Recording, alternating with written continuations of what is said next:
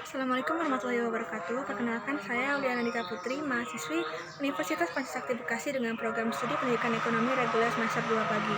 Guna memenuhi proyek UAS untuk mata kuliah Ekonomi Koperasi dan UMKM, di sini saya akan mempresentasikan salah satu materi yang sudah ditentukan dengan judul Kebijakan Pemerintah dalam Pembangunan Koperasi dan UMKM dengan dosen pengampu Eka Putri MPDE. Sini akan kita bahas ada 4 sub. Yang pertama, pembangunan koperasi dan UMKM. Yang kedua, tantangan pembangunan koperasi dan UMKM. Yang ketiga, arah, strategi kebijakan dan program pembangunan koperasi dan UMKM. Lalu sub yang terakhir yaitu peran pemerintah dalam pengembangan koperasi dan UMKM. Nah, masuk ke pembahasan yaitu koperasi dan UMKM. Apa sih itu koperasi dan UMKM? Koperasi dan UKM merupakan bagian integral dunia usaha nasional, mempunyai kedudukan, potensi, dan peranan yang sangat penting dan strategis dalam mewujudkan tujuan pembangunan ekonomi serta memecahkan masalah ekonomi pada khususnya. Lalu pembangunan koperasi dan UMKM ini dalam upaya membangun ekonomi nasional subsektor, industri mikro kecil dan menengah UMKM yang dalam istilah sering disebut UKM ataupun usaha kecil. Usaha kecil mendapat prioritas untuk dibina dan dikembangkan dalam rangka memperkuat struktur ekonomi nasional. UKM terdiri dari tiga usaha, yaitu usaha mikro, usaha kecil, dan usaha menengah. Usaha mikro yaitu usaha produktif milik orang per orang dan atau badan usaha per orang yang memiliki kekayaan bersih maksimal 50 juta rupiah, tidak termasuk tanah dan bangunan tempat usaha, atau hasil penjualan tahunan maksimal 300 juta rupiah.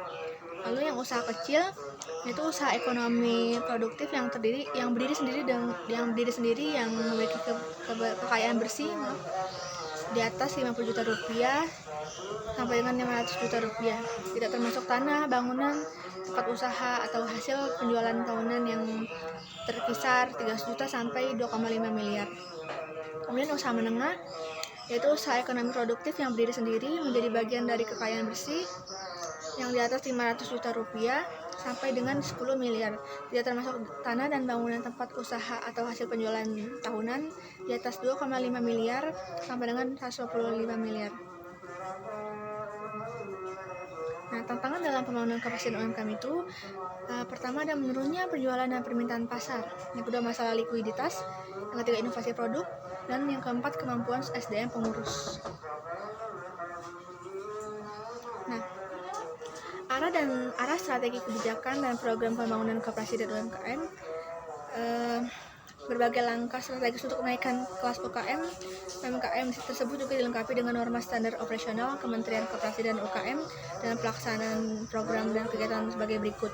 Dalam pelaksanaan tugas pokok dan fungsinya, seluruh jajaran Kementerian Koperasi dan UMKM harus memperhatikan azas ketaatan dengan mengacu pada peraturan perundang-undangan yang ada.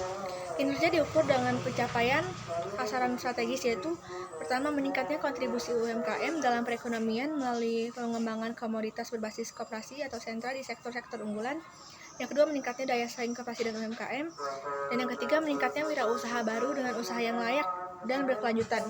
Meningkatnya kualitas kelembagaan dan usaha koperasi serta penerapan praktek perkoperasi yang baik oleh masyarakat.